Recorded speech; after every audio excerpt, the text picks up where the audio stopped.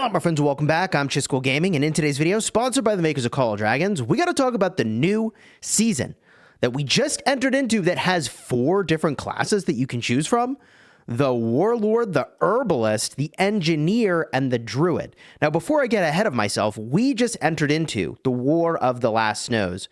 I think this is the first War of the Last Snows that has happened. I actually probably should know definitively one way or the other, but either way, it's my first time going into this, and there's a bunch of things that you will want to know. By the way, you can use the timestamps if you want to jump ahead to any part of the video. Just like any regular season, there were a bunch of events when we entered, but I want to call attention to the fact that Warriors were just teased in social media, but there's no wheel like we normally have at the start of a season. So no new heroes yet.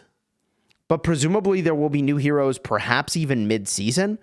Riches of the Forest and all this other sort of stuff we've seen before is here. Cosmic Interchange, right? Like, all this stuff is cool. But, of course, one of the first things you need to go and do is work on your season policies.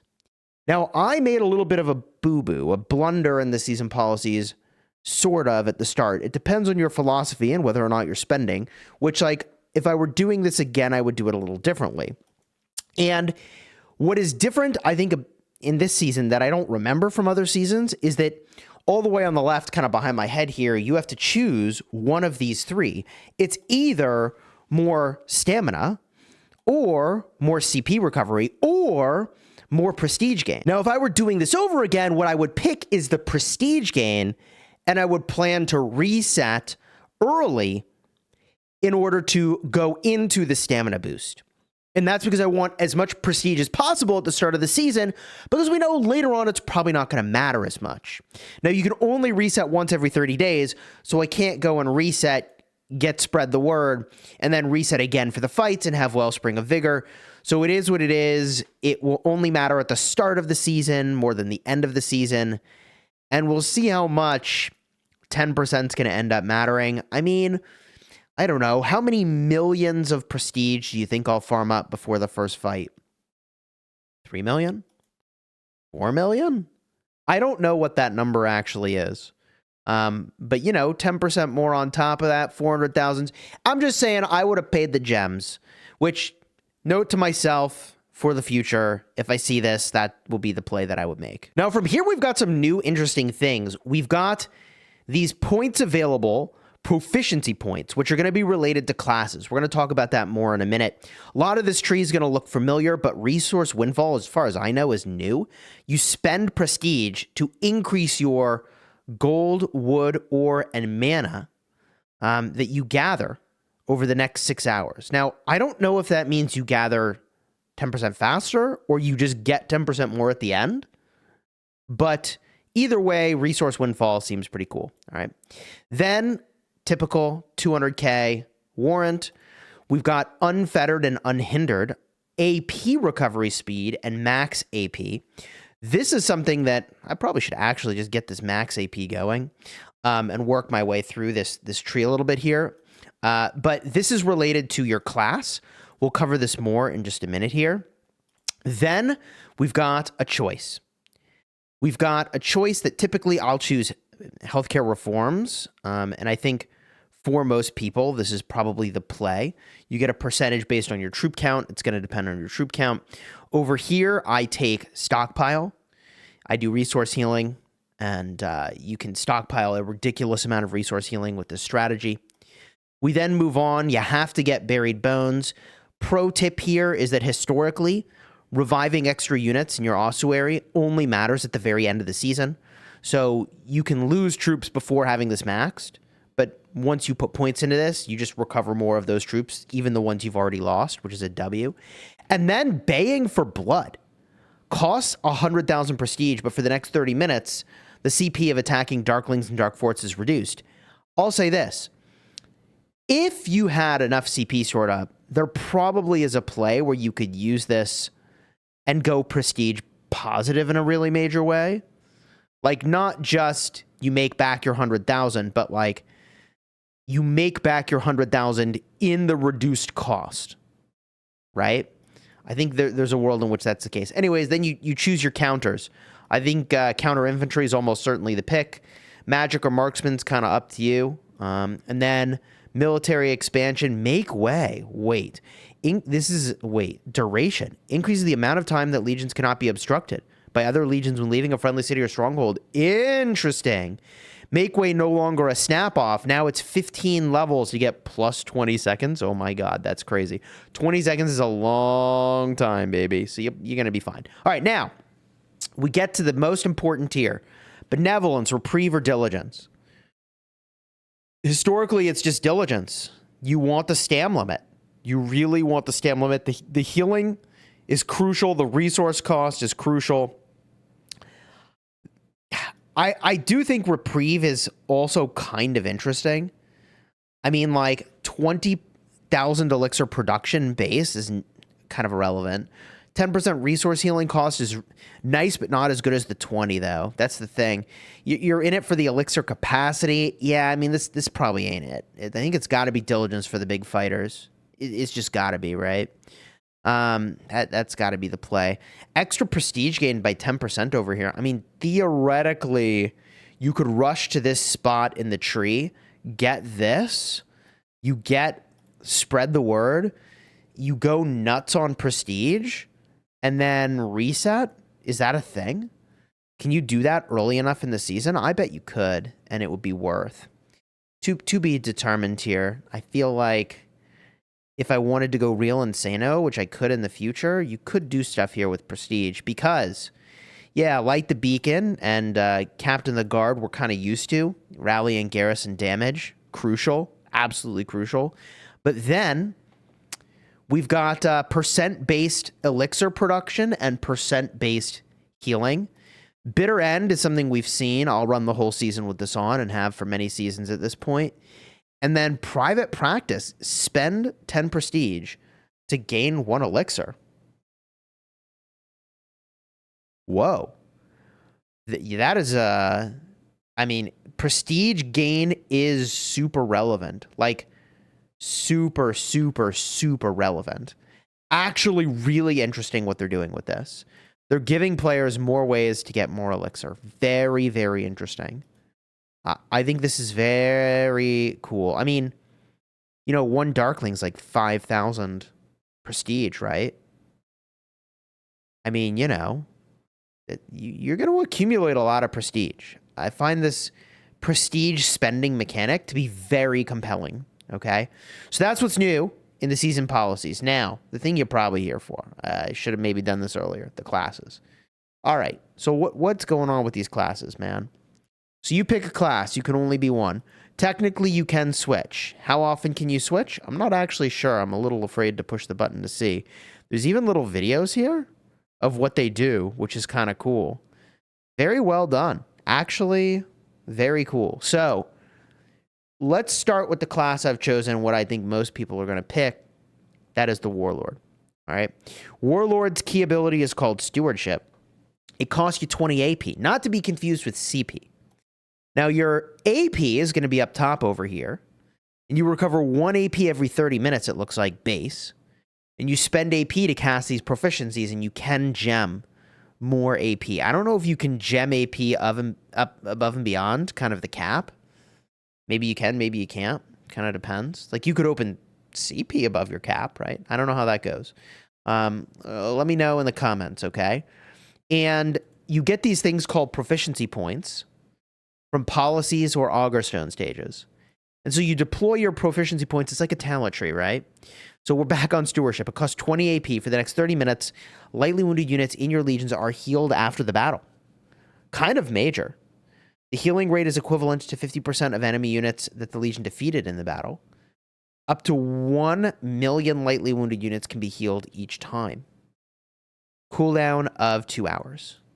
So this is a very powerful combat ability for units that will break combat regularly. I don't think this is going to be very good for like infantry or cavalry that are going to charge in. And it says after battle, like your battle's never going to end for the most part. So for those frontline units, I don't think this does much. I think for ranged, though, this is pretty compelling. And then you can reduce the cooldown of this ability by 30 minutes and the AP cost. So multiple ways to make this more powerful and get more stewardship per time, right? So this lets you get literally, now it's every 90 minutes you can do it. And this lets you get more stewardships. Like, so if the fight runs long, I don't know how many points we're going to get in total. So we'll have to play around with this. I mean, I've only got 4 so far. So we'll talk about that more and get a look around perhaps. Up top over here, you can increase the stewardship duration by 10 minutes. Or, I think this is a choice, you can increase the heal effect to 20%. Spirit of Warfare will make it so that legions deal more damage for every 300,000 units in the ossuary, up to a maximum of 3%. But it doesn't apply to rally or garrison, which I think is probably healthy for the state of the game. And the upgrade limit goes up to 10%. Wow. Wow. I mean, look, if this is not tied to casting stewardship, is it? Legions deal more damage. If this is unrelated to stewardship and it's just 10% more damage, like, yeah, lose your troops. Get your damage boost. Seems good. Ossuary troop recovery is major. Like I mentioned, you only need this at the end of the season. So there's a reset option here. Presumably, I would reset to get this at the end of the season.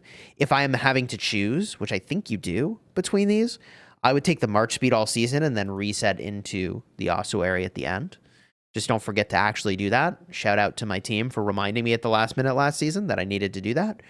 Legions receive 1% fewer Sev wounded units while this stewardship is active. Oh, well, this is while stewardship is active. You take less Sevs. What does this do? More merit gain. Obviously take less Sevs. Obviously. Then heroic resurgence. So this is rewarding you for healing. For every million you heal, you deal more damage. Kind of crazy. Doesn't apply to rallied armies or garrisons, but like 10% more damage? Oh my god. Like, yeah, you're gonna need to go do that. Here you can reduce the healing cost by 5%, or you can make it so that your routed legions return faster. I mean, clearly Swift Retreat is the momentum play, but in a fight that runs long, I would not count resource count out as a determining factor. So that is how the Warlord works, and that's just one class. Oh my god. We'll talk about the Herbalist. Let's do that now. The Herbalist is really wild. We can look at the proficiencies here. And the Herbalist proficiency is granting elixir. Like, you get elixir and you can gift elixir boxes. What? So grants 30 to 50,000 elixir and 2 elixir boxes, which can be gifted to other players. I had somebody gift this to me. Like, it showed up in-game as a chat message, and I clicked on it, and it gave me elixir. Crazy. Gifting an elixir box grants you 2,000 merits. So you get merit by gifting elixir to fighters that fight. Crazy. You can get more elixir boxes with your specialization. You can reduce the cost of this. Honestly, kind of insane. Medical Marvel, Panacea is going to grant you more elixir, 10,000 of it. Casting Panacea has a 10% chance to grant an additional 40,000 elixir. You can go up to 25% chance. Dude, this elixir production thing's crazy. Gifting an elixir box grants you alliance points. Interesting. Granting you merits, and then the big ones, ambrosia. Casting Panacea has a 50% chance to grant a potion of courage, potion of fortitude, or potion of relief. What do these even do? Potion of courage? Legion deals 10% more damage to enemy melee legions for 10 minutes. Does not apply to rally garrison. Thank God that it does not apply to rally garrison. Fortitude, take less damage. Dude, this is cool. This is so cool. So this is like a short buff. You don't have to have the cost of losing your troops or healing a bunch of troops to get this upside. Also, advanced elixir boxes have a 50% chance to grant 1 potion. Dude, this is cool. I'm actually into this. Who picks this is kind of a weird question. Like, do you need farm accounts that give this to mains? Is that what this is? Cost AP 10. Select one of your legions on the map to cast Rod of... I don't know how to pronounce that. The legion heals 5 surrounding units every second for 3 seconds. Cooldown of 30 minutes. Oh, that's a long cooldown. Wow. I mean, this is very cool. Buff increased by 3% when using one of your own potions. Goes up to 10%. Buff duration increase. Ooh, you can increase that potion duration if you use it on yourself by 10 minutes. You can reduce the AP cost over here, and you can make it so the legions healed take less damage. Wow, 10% less damage. Very interesting the way that proficiency works. Herbalist, likely to get underrated. Very cool. Engineer, I see why they ranked it as high difficulty. You drop turrets. I'm not excited about turrets. Call me crazy, but I feel like they, in previous seasons, are just like rapid fodder and not compelling. But, you know, a turret in the right place, shooting over a pass, could be valuable. Turrets gain more merits by attacking enemy legions and reduce the AP cost. Okay. Sentry turrets deal magic damage to the target. Oh, AoE damage. Ooh. Sentry turrets deal 10% more damage each time they attack the same target. Ooh. Wow. Damage bonus of 30%. Turret overclocking. Increases sentry turret's attack speed. I mean, I think there will be use for this. And then you obviously increase the range. This range has to be the pick. Range bonus of 5. You can increase the attack, but I think range is almost certainly the play. Then down bottom, you can increase the build speed or the shield, reduce shield degeneration speed. I don't know what shield degeneration speed is. Is that the rate at which the shield gets destroyed by enemies? At any time before a sentry turret is destroyed, you can deploy a legion to scrap it. By pressing the scrap button, scrapping the turret takes time but returns AP. Okay. How long do these turrets last? You select it. Turrets are automatically built within 30 seconds, but they degenerate over time, lasting up to 5 minutes. Oh. You can build 3 at a time. So they only last 5 minutes. This is not a permanent thing, but you can reduce the degeneration speed. Okay. And then turret scrappage we talked about. And then over here, pressing scrap before a sentry turret has been built will immediately scrap it in return. Okay, 2 AP. Then scrapping a turret before it has dealt any damage grants 1,000 merits. That's kind of a weird one. Removal order. That's an interesting way to farm merits. I don't know. I'm personally lukewarm, but think there could be opportunities there. And now let's talk about the Druid. What do we got here, man? The Rite of Impetus. 10 AP, select one of your legions on the map, cast Rite of Impetus on them. After a short charge up, 5 legions surrounding the legion gain attack of 10 for 15 minutes while in the field. Does not apply to rally garrison, cooldown of 40 minutes. When a legion with impetus gains merits, you also receive merits. Ooh.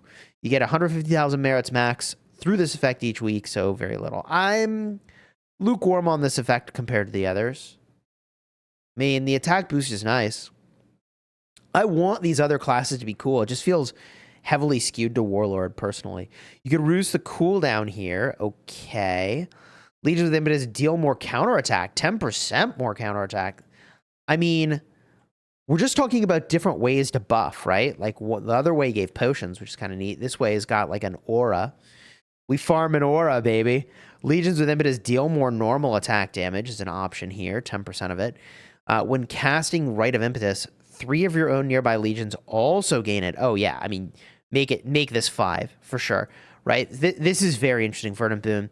You buff your own marches. Obviously, you want to be buffing your own marches. When your legions have impetus, they gain more merits. I mean, I don't care about that. Receive fewer Sev Wounded, though. Now we are cooking. 10% fewer Sev Wounded is very cool. Very, very cool. We get an AP cost reduction on the bottom. We can increase the duration by 5 minutes or increase the attack bonus by 5%. So I guess he cares if you want a longer fight benefit or if you want a bigger benefit in a shorter window, right? 3 Alliance legions can gain impetus. Oh my gosh. Yeah, Root of Resurgence is crucial. So you make it... Dude, this seems good. This actually does seem good. I like this. Like, if you were if you're a free-to-play or low spend, like, this feels like a really solid route, honestly. Maybe I'm misunderstanding. This increases your merit limit. When Alliance legions with impetus gain merits, you also gain merits. The thing that I find compelling about this is that ultimately we're talking about different ways of getting buffs, right? And I mentioned that I'm in on the Warlord, right? So like, why would I be in on the Warlord? It's even not because of stewardship, but spirit of warfare, right? Legions deal more damage for every amount of units in your ossuary. Like, if this applies all the time, we're talking about a passive 10% damage boost all the time. Like, obviously, right? Like, this is mandatory, is it not? If it's tied to the activation of stewardship, which I don't think it is, it wouldn't be. It would feel more optional to me as to like which route you go to get buffs. But as a core fighter, like, no, yeah, Warlord is kind of where it's at, and I see why now. All right, that covers, I think, all the cool new stuff that we've seen so far in this season. We're fighting against TFS. I got a lot of respect for TFS and had a good conversation with Jason at the end of the last season. So, you know, I'm looking forward to fighting these guys. I think they'd be really cool to have as an ally. So, in a way, it's like kind of unfortunate this is who we're fighting. But whatever, it is what it is, and it should be a fun season. I don't know. I say, but whatever, like, you know, it's like, well, I mean, you know, you queue for seasons and you match who you match, and we're fighting them. And yeah, sometimes you got to battle against some folks that you like. It is what it is. You enjoyed the vid, throw a like on here, subscribe. Should be a fun season, like I said. This video is probably long enough. We got stuff to do, baby. We got prep to do. Let me know if there's anything else you noticed in the comments down below. I have like 5 or 6 different Call of Dragons videos that I want to make right now. There's so much happening in this game, and I'm here for it. I'm hyped, man. You want to see my last vid? Check the card in the end screen. Until next time, you have fun smashing your enemies. Oh, hey. For now, okay, for now, I'm gonna get dethroned for sure. But for now, we cooking, baby. All right, until next time, you have fun smashing your enemies. Take care, everybody.